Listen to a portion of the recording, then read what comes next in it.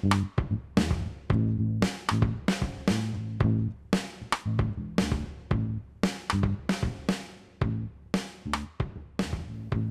back to Politigood. I'm Rachel Parker.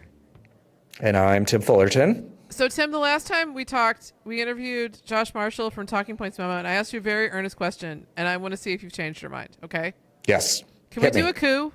Have you I was a firm no before. Okay. I'm a little softer, but I'm still in the no category. Okay. Well, because I want to make sure that we're balancing the scales. So maybe it's cool to coup on the center left. We both mostly find ourselves. So we're still talking about what the these Doge people are doing in our federal government, because I think it's the most important thing that's happening right now on Earth, almost. Not necessarily. If this goes badly, it's not good for the planet, to say the least. So we've talked before about the really great reporting that Wired magazine has been doing. They have a new editor. I should really know her name by now, and I don't, and I feel terrible. But anyway, she's apparently really reshaped the magazine, and it shows in the unbelievable work that they've been doing. And so we were lucky enough to be able to sit down with, I dorked out a little bit, with Zoe Schiffer, who used to be the managing editor for Platformer, Casey News publication. She wrote a book about Elon Musk called Extremely Hardcore. Someone should have, I hope everybody gave her ice cream scoops that year for Christmas, because they just scooped and scooped and scooped about Elon Musk's Twitter acquisition. And she was super generous to sit down with us and talk about the reporting they've been doing at Wired. And I feel like, Tim, did you feel like by the time we were done talking that you understood a little bit more about the mentality of some of these folks? Because that was not what I was expecting to learn today. Yeah, and honestly, like I found, I mean, all of it was really interesting, and everybody should stick around for it, of course. But the sort of peeling back the layers a little bit and talking about Elon and his teen broskies, or whatever we're calling them, it was fascinating to hear what she had to say about that and their self-image, right? Which I think that you got to listen to find out what they say, what she says. But I think it's illuminating and fascinating to hear how they view themselves. Yeah, no one ever thinks of themselves as malevolent or dangerous or no. And in fact, like, to learn more about the sort of like the God complex that they've all developed being around him, because of course, you can't really call him delusional all the time. He has delusions, like that his Cybertruck isn't a dangerous, awful piece of shit car, but and that they'll reach automated vehicle status in anytime soon. They won't, whatever. But like, the guy is not delusionally grand. He's the richest guy on Earth. Yeah, so I mean, you don't become the richest man in the world by accident. Right? No, at all. I mean, he's ruthless and all kinds of other things. So I'm really excited. I'm sorry that this is a dark time. There's nothing that you and I can do to change that. We would do it tomorrow if we could. We would have changed if we could snap our fingers, we would go back and find all the points of failure in the Harris campaign, and we would go back even further, on and on and on. But we can't. We live in the now and the here. And the only thing that we can do is celebrate the people that we run across who are doing good work. That's our credo here, is good people doing good work. So we're going to now go to our interview with Zoe about the kick-ass reporting over at Wired magazine. All right, and we are here with Zoe Schiffer from Wired magazine. I've told Zoe before we hit record that I'm a fan, seriously. I've subscribed to Platformer, and Zoe, you were the managing editor of Platformer. And while you were there, you broke a lot of stories about Elon Musk's takeover of Twitter, now X, so much so that you wrote a book called Extremely Hardcore. So I would love for you to talk a little bit about, like, kind of your relationship to Elon Musk as a subject, and how that is kind of a strange intersection now that he's actually like one of the most powerful men in the country. Yeah, it's a great question. I definitely never expected to spend years and years of my life reporting on Elon Musk, but he has continued to become more important and more powerful as the years have gone on.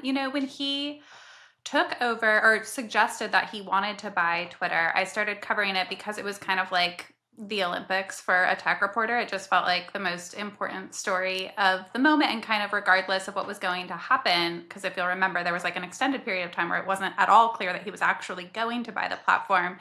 It was going to be extremely important. And I think as time has gone by, it's become more apparent like why he made that investment and what he is using it for. I think it was easy early on to say like, ooh, he really overpaid for that platform. Like, what a mistake. And in fact, if you looked at the goal as Elon Musk wants to make more money, perhaps it was a mistake. If you looked at the goal as, wow, I'll buy this incredibly influential platform and turn it into a political operation to elevate politicians that I agree with around the world and my own point of view, wow, wildly successful. And maybe he paid too little for that, in fact.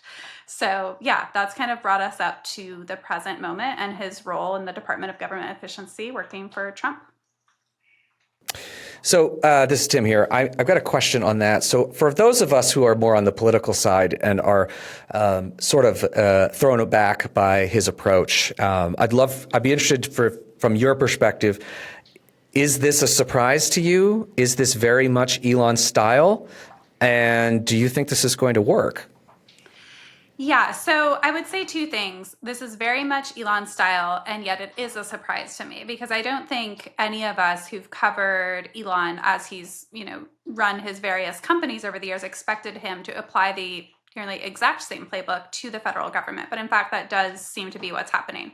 One thing that he did at Twitter that we're also seeing again right now with the federal government is he came in and brought dozens of young engineers from his other companies. And their stance coming into Twitter was not, let's sit down with the people who spent years building this platform and learn from them, understand what worked, what didn't in the past, how can we improve together. It was very much, and this is my opinion, of course, but these people are woke idiots and we need to get rid of as many of them as possible, as quickly as possible. And in fact, we've built rockets and self-driving cars, so how hard could this be? This again, seems to be playing out eerily similar at the federal level right now. Elon Musk has come in, his associates and people close to him have infiltrated various government agencies. And we're hearing from longtime government officials in the tech sector specifically. So people who came from, Netflix, Microsoft, had very storied careers in tech, but then went to work for government because they wanted to do good for the country. And they're saying, we are being dragged into code reviews with people in their 20s and asked, why do you think your work's important? Justify your value. And who should we fire from your team? And they're saying the process is like humiliating in some ways. And I remember you talking about this kind of almost like hubristic sort of chest thumping that Elon did when he purchased what is now X, and including and now we know, like you said, he didn't really ever he didn't care if it made money. And of course that is very similar here too, is that these projects of his don't have to be successful, right? In fact, it doesn't matter to him if they are at all. He seems to have his own philosophy. If you can talk a little bit more about what you know about, especially like how he views sort of the accounting side of things, I think that's really interesting because that seems to also be very influential in how he thinks he needs to restructure the government. Yeah, so with his companies, he rolls out something called zero-based budgeting. And this is the idea that you take the existing budget, you slash it to zero, and you force the people under you to justify every single expense. So what this looked like at Twitter was people sitting in a conference room for up to 8 hours, 12 hours at a time, arguing over whether the company should keep a critical security tool in place or a program that they had fought tooth and nail for 2 years earlier that had been like pretty successful. And they're justifying directly to Elon why this program, why this feature, why this software tool should stay. And he's getting to ultimately decide, should it stay or should it go? And he would say things like, you can be wrong, but don't be confidently wrong. And if people were arguing with confidence about something he disagreed with, he would fire them on the spot. This is similar to what we're seeing right now with the funding freeze, with cutting off entire programs or, large parts of programs like USAID. The idea that we should slash this to zero and figure out which parts are crucial. The difference is that when the funding is being used for Head Start programs or kind of other critical infrastructure for kids, families, regular Americans, the period between when you cut off the funding and then when you decide, oh, that was really critical, we should bring it back, like that can have a real impact on people's lives. I want to say something else before we get too much further in this conversation, which is that when Elon bought Twitter, he talked about his goals for that project in terms that almost everyone could agree on. I want to rid the platform of bots and spam. I want to get rid of child sexual exploitation material. These are things everyone agrees should happen. We're 2 years into the acquisition, into Elon Musk owning that platform. And I think a lot of people would agree that when you go on X, it doesn't appear that he has rid the platform of bots and spam or that there is no child sexual exploitation material.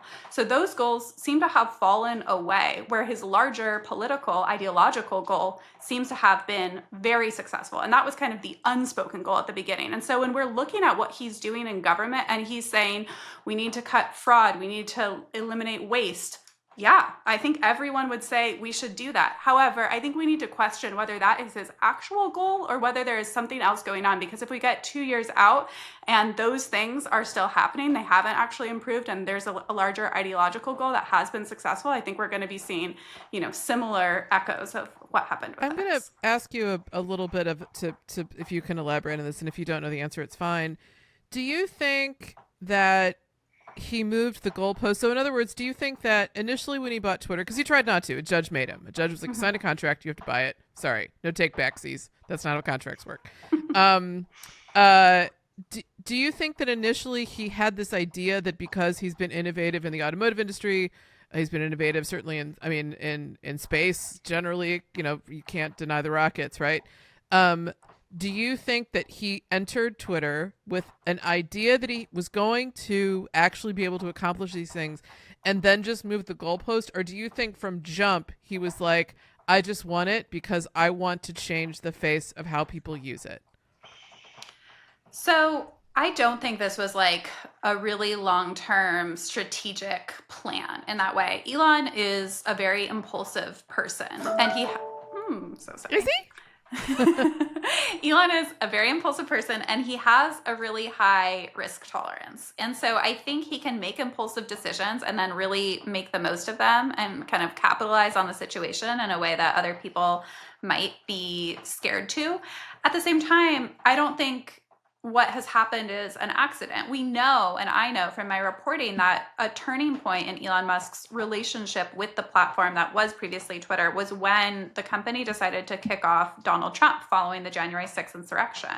That was really a moment where Elon said, wow, they can do that to one of the most powerful people in the country and a Twitter power user. Like, what can't they do? And he really started to become obsessed with this idea that the company was overrun with what he calls the woke mind virus, similar to how he talks about Washington now. The country was overrun with these kind of bureaucratic woke people that needed to be forced out.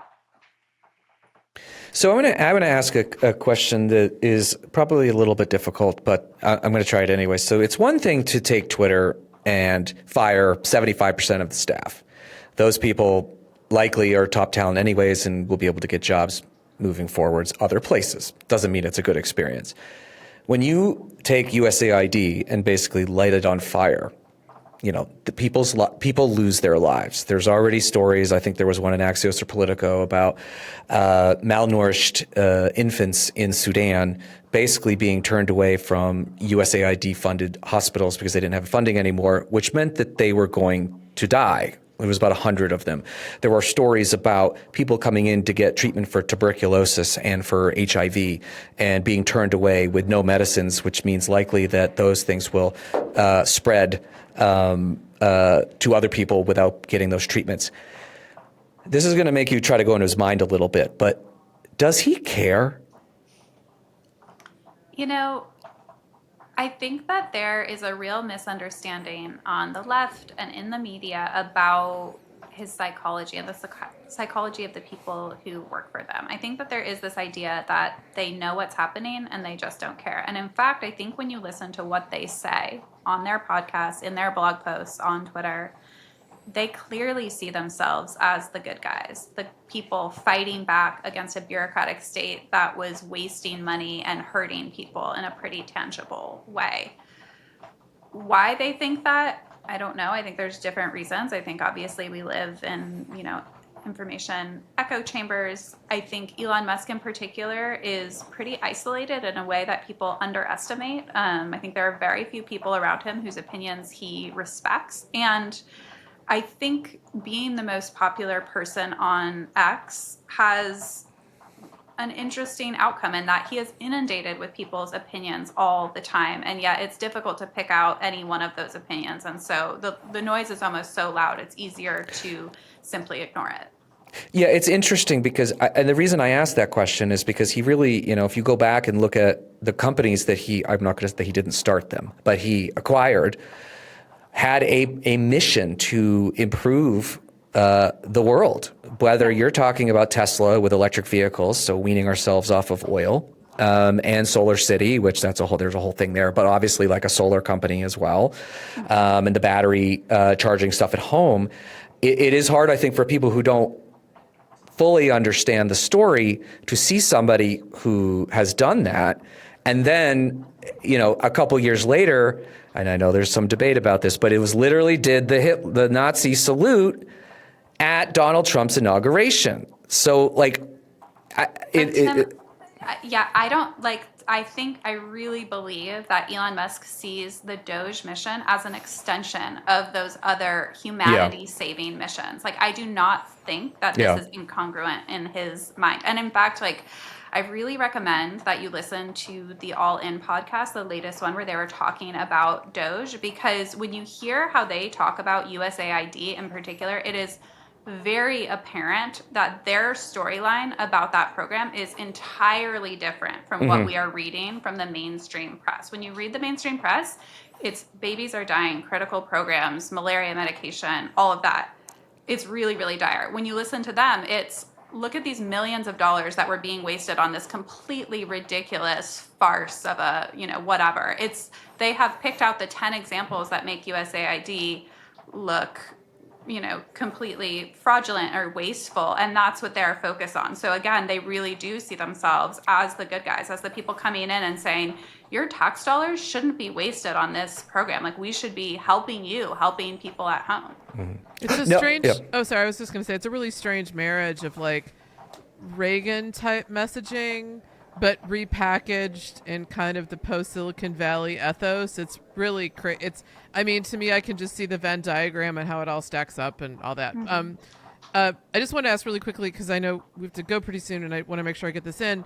So I really want to credit the team at Wired for breaking some very early stories about the specific engineers who were actually looking into the database of our most important Treasury Department's IT system and Social Security and Medicare and things that are clearly private and probably violating dozens, if not hundreds, of federal statutes and laws. So if you could, and I think for us as citizens and for us as kind of intelligent, woke people, I'll say it, I'm woke, I don't care. It's fine to be woke, it's not a big deal. That the only choice that we have is to celebrate the transparency that journalism still provides. So if you can talk a little bit about what you and your colleagues knew when you knew it. Obviously I'm not asking you to reveal any sources or anything like that, because I think that's really important to people, is knowing we discovered this has been a week. We've only known about this stuff really intensely for about 7 days now. We're recording this on Thursday the 13th, the day before Valentine's Day. Yay. So if you could talk a little bit about oh, it's not just that he's doing this. Oh, wait, there's people in Treasury. If you could talk a little bit, just walk us through as much of the breadcrumb trail as you feel like breaking down. That would be amazing. Yeah, for sure. Okay, so let's go back, because with Elon Musk and Vivek Ramaswamy at the time, we're talking about what they wanted to do with the Department of Government Efficiency. They had pretty lofty goals. It was to cut trillions of dollars from the federal budget to kind of restructure how government used to work, what it used to look like, and make it anew. Then Trump Trump takes office again and puts out this executive order kind of codifying Doge into existence. And the mandate is like upgrade federal IT. We're like, wow, well, somewhere in between there is what's actually going to happen, probably. And so we were really curious. And I think a lot of us at Wired, thought Elon has run his companies in a very specific way. How is this going to look at the federal level? Not necessarily thinking that it would look the same, but just being curious based on our experience reporting on him in the past. Very early on, Victoria Elliott and Tim Marchman and McKenna Kelly are incredible politics reporters, and identified that Elon Musk's associates, or people, close to him, had, for lack of a better term, like taken over the Office of Personnel Management, which is kind of like the HR department for the federal government. And that was like an early clue of what was going to happen, because one of the first things they've done is try and like slash the federal workforce. So taking over OPM felt like an early indicator that they were going to look at the people who literally make government function, who work for the federal government, and maybe change the makeup of that workforce. Then it started to just come one after another. We figured out that they were in the General Services Administration, the area that like oversees IT and federal office buildings. And within that, there's the Technological Transformation Services, TTS. Is that what it's called? So that it's was TTS, like... It's TTS or ITS. It doesn't matter. Yeah. Okay. You guys know better than me.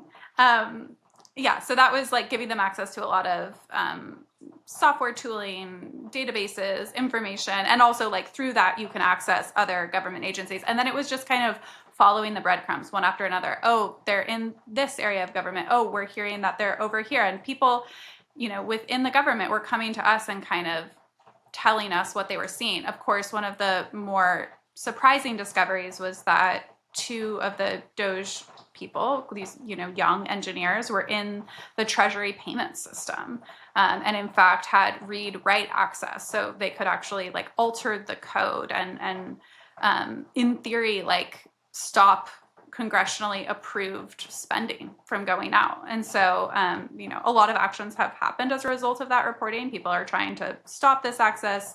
There's a court order trying to take away the read-write access, and I think right now we're still trying to see like what the fallout of that will be. But it was it's been like a complete whirlwind. I'm being honest when I say that the politics team like has barely slept, and they've been reporting around the clock. One thing that's been helpful, and I think it was true at Twitter too, was that at the beginning it was a little hard to get stories because people weren't all sure. There were a lot of people at Twitter who were like, yeah, the way that the company used to run was like inefficient and bureaucratic and annoying, and like maybe Elon will do some good. He did so little to encourage people's loyalty that suddenly it was like a floodgate and everyone wanted to talk all the time. And in fact, we were like inundated with stories.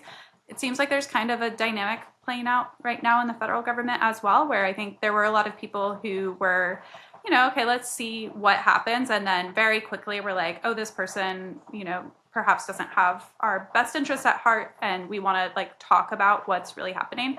I also want to say that, when Elon Musk took over Twitter, a couple weeks in, he sends out this email with the subject line, "A fork in the road." He tells people they need to be extremely hardcore. That becomes the title of my book. Get in or get out. Like, you're loyal, you work long hours, or you're like out the door.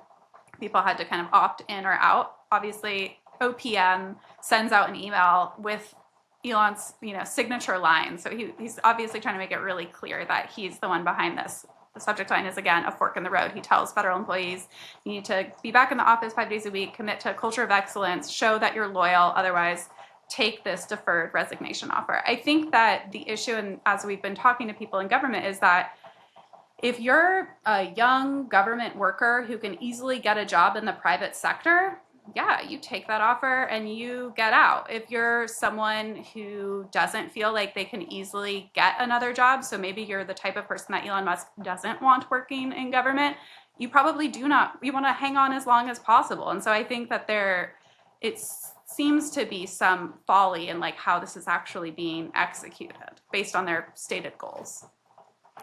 Yeah, and as somebody who worked in the Obama administration for 5 years, I was a political appointee, but worked with a lot of career employees, a lot of really great career employees. You're 100% right. The people that he wants to stay are the ones that are going to take those offers. And I have heard from one or two of those people that have said, forget it, I'm out of here. So it will be interesting to see how it all plays out. But Zoe, I know your time is very, very limited because, as you said, the Wired team has not slept very much. So we want to thank you for joining us. And also I want to tell our listeners, please join Rachel and I in being paying members of Wired. They are doing wonderful journalism. And I will just say, and so you don't need to answer this at all, but there are not that many outlets that are doing the journalism that we need right now, which is to hold people accountable. And we need to support those outlets that are doing that. So thank you, Zoe, for joining us. And again, for everyone, her book is Extremely Hardcore, Inside Elon Musk's Twitter. You should definitely purchase that as well. And Zoe, thank you very much. And we'll have to have you on again soon and do an update and see where things are in a few weeks or months or whatever. I'm happy to come back, and thank you, Tim and Rachel, for having me. Thank you so much. Great. Thank you. Bye. Today's episode was produced by Rachel Parker and Tim Fullerton. Audio, music, and engineering by Chris Lombardo. Our assistant producer is Lizette Nolasco. Find us wherever you listen to podcasts and watch entire episodes on our YouTube channel. Sign up for premium content and more at politigoodpod.com or email us at hello@politigoodpod.com.